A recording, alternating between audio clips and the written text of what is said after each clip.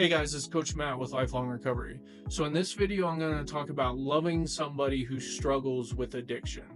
So if I'm somebody who really cares about a person who's struggling with addiction, whether I'm a family member, I'm a significant other, or just a close friend, then obviously this can create a lot of stress, sadness, frustration, lots of different emotions for me because it's something that I'm basically watching the person that I love or really care about kind of self-destruct.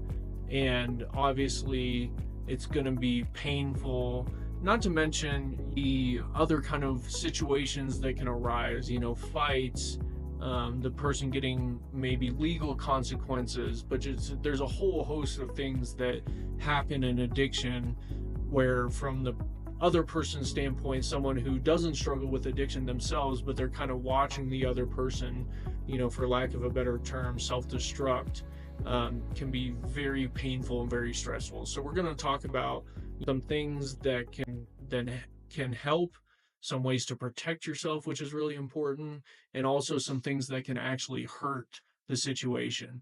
So the first thing I would say is something that was coined by Al Anon. So Al Anon is a 12-step group for loved ones of people struggling with alcoholism.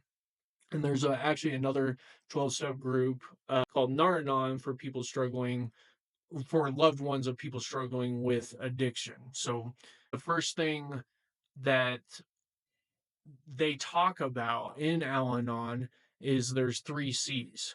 So we didn't cause it. So if you're the loved one of an alcoholic or addict, we didn't cause it. So it's not your fault that the person is drinking, right? You didn't cause the situation.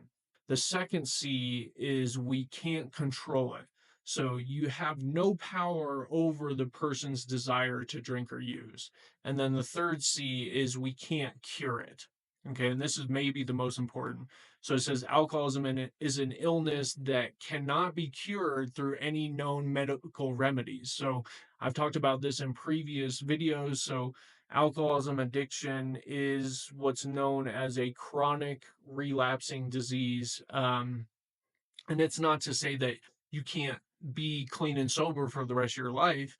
I've said many times I've been clean and sober 15 years. So it's treatable, but it's not curable, right? So even though I've been clean and sober for 15 years, I still actually have the brain disease of addiction. It's just that it's well managed. I've been treating it on a regular basis. So I'm living in recovery and I haven't felt the need to drink or use in 15 years, basically. But those three C's, again, are very important. So we didn't cause it, we can't control it, and we can't cure it.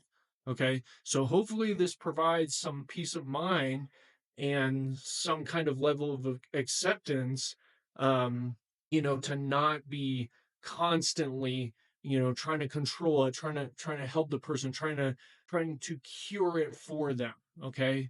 So really the unfortunate thing about addiction is if a person does not want to get help, or if they're not willing to do the things that are necessary to kind of stay clean and sober, then unfortunately there's not a whole lot you can do to rectify the situation. But there are things that you can do that might help, and also there are things you can do that can hurt it. So we're going to talk about what not to do too.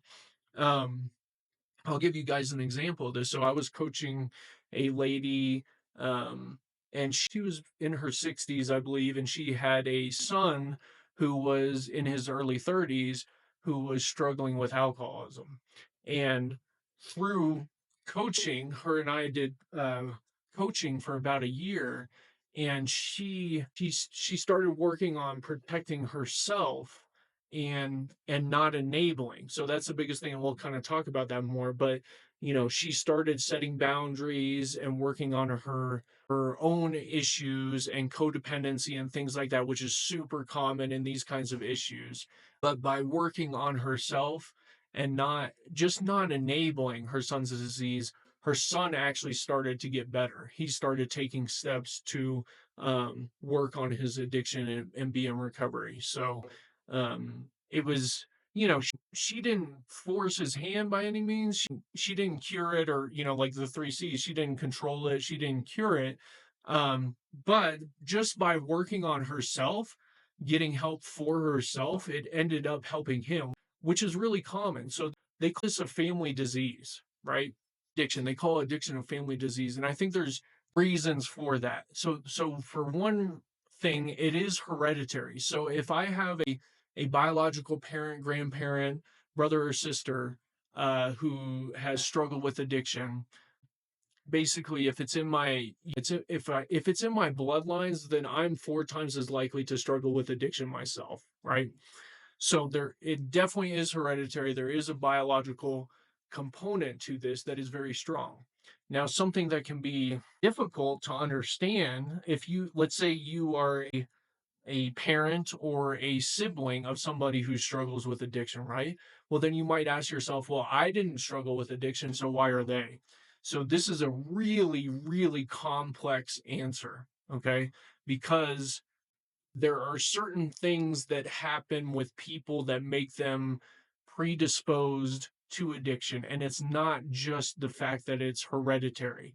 So, other things that make somebody predisposed to addiction, meaning it gives them a higher chance of struggling with addiction, believe it or not, is just set by their biology. So, they have no say over it. So, to give you an example, so one of the things is a person's initial tolerance level and also their biological response to substances. So, to give you an example, first time I drink or use, if I just am able to drink or use more than the average person, or it takes more for me to get high or drunk, then that means that I probably have an initial high tolerance, and that increases my chances for becoming an alcoholic or addict by a lot.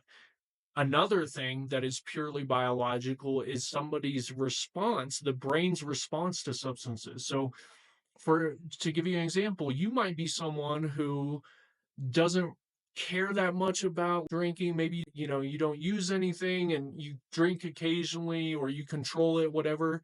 So you might be someone whose biological response is less positive than another person's. So, to give you an example, um when I first drank and the first time that I used anything, my brain just, it was just like, it was just like, this is the answer. I literally just had this feeling of like, oh, this is what has been missing in my life. It felt amazing. And not everybody has that same response. So, you know, I always wondered, like, why am I an addict and my sister was not? My sister never had any kind of issues. I didn't have any alcoholism in my immediate family, alcoholism or addiction. I did in like other areas further down the line, but I always kind of wondered, why me, right? So guys, I will make a part 2 to this video, so please stay tuned for part 2. Thank you for watching.